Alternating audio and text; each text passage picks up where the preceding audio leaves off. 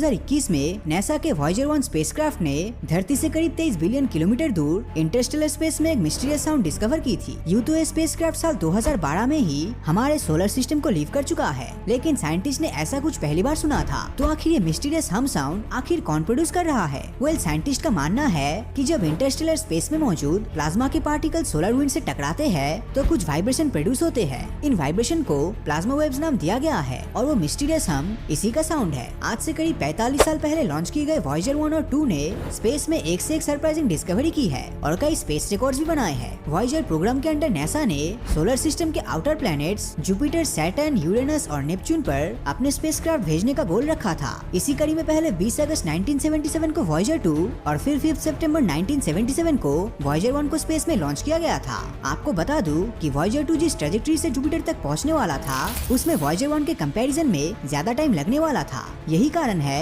कि वॉयेजर 2 को वॉयेजर 1 से 16 दिन पहले लॉन्च किया गया था। वॉयेजर 1 और 2 ने मिलकर न सिर्फ आउटर सोलर सिस्टम के प्लैनेट्स को विजिट करने का अपना गोल अचीव किया, बल्कि वो आज भी दूर अंतरिक्ष में सैर कर रहा है। वॉयेजर 2 ऐसा पहला स्पेसक्राफ्ट बना था जिसने चारों आउटर प्लैनेट्स को विजिट किया था। हम इंसान सिर्फ यही मानते थे कि सोलर सिस्टम में सिर्फ शनि ग्रह के रिंग्स होते हैं, लेकिन वॉयेजर 2 ने जुपिटर, यूरेनस और नेपच्यून के अराउंड भी रिंग सिस्टम डिस्कवर किया था। वॉयेजर 1 और 2 ने मिलकर आउटर सोलर सिस्टम के कई अननोन चांद की खोज की थी। इनमें जुपिटर के 3, सैटर्न के 4, यूरेनस के 11 और नेपच्यून के 6 नए मून शामिल है। वॉयेजर 1 ने जुपिटर पर कई ऐसी डिस्कवरीज की थी जिनके बारे में हम सोच भी नहीं सकते थे। एग्जाम्पल के लिए इसने जुपिटर के लाइटनिंग को ऑब्जर्व किया था। जुपिटर के चांद आयु पर वॉयेजर 1 ने एक्टिव वोल्केनोस को देखे थे और शनि ग्रह के चांद टाइटन पर नाइट्रोजन रिच एटमॉस्फेयर को ढूंढने वाला भी वॉयेजर 1 ही था। हम इंसान हमेशा से यही सोचते थे कि पानी ही जीवन का आधार है और ये सिर्फ धरती पर ही पाया जाता है, लेकिन वॉयेजर स्पेसक्राफ्ट ने जुपिटर के चांद यूरोपा पर समुद्र होने की बात बताई थी जो धरती के समुद्र से भी ज्यादा विशाल थे। नवंबर 1980 में वॉयेजर 1 ने सैटर्न की ऑर्बिट को पार कर लिया था और फिर ये आउटर सोलर सिस्टम की ओर निकल गया था जहां इससे पहले कोई भी मैनमेड ऑब्जेक्ट नहीं पहुंचा था। वही वॉयेजर 2 ने अगस्त 1989 तक नेपच्यून तक के सारे प्लैनेट्स को विजिट किया था और उसके बाद ये इंटरस्टेलर स्पेस की ओर चल पड़ा। अब जरा इस फोटो को देखिए, इसका नाम है पेल ब्लू डॉट और वॉयेजर 1 ने इसे 14 फरवरी 1990 को खींचा था। इस फोटो के बारे में इंटरेस्टिंग बात ये है कि इसे धरती से 6 बिलियन किलोमीटर की डिस्टेंस से खींचा गया था। इस फोटो में आपको जो छोटी सी चमकदार डॉट दिख रही है वो असल में हमारी धरती है और ये हमारे प्लेनेट की आज तक की सबसे दूर से ली गई फोटोग्राफ है। 1 दिसंबर 2011 को ये अनाउंस किया गया था कि वॉयेजर 1 ने मिल्की वे से ओरिजिनेट हुए लाइमन अल्फा रेडिएशन को डिटेक्ट किया है। हम इंसानों ने दूसरी गैलेक्सी से आने वाले इस रेडिएशन को पहले डिटेक्ट तो किया था, लेकिन सोलर विंड्स के इंटरफेरेंस के कारण हम मिल्की वे से ओरिजिनेट हुई रेडिएशन को डिटेक्ट नहीं कर पाए थे। अगस्त 2012 को वॉयेजर 1 सोलर सिस्टम के हेलियोपॉस को पार करने वाला पहला स्पेसक्राफ्ट बना था। हेलियोपॉस सोलर सिस्टम के अराउंड मौजूद वो बबल होता है जहां तक सूरज की मैग्नेटिक फील्ड का इन्फ्लुएंस देखने को मिलता है। फिलहाल वॉयेजर 1 धरती से 23.26 बिलियन किलोमीटर दूर पहुंच चुका है और लगातार आगे बढ़ता जा रहा है। अब अगर बात करें वॉयेजर 2 की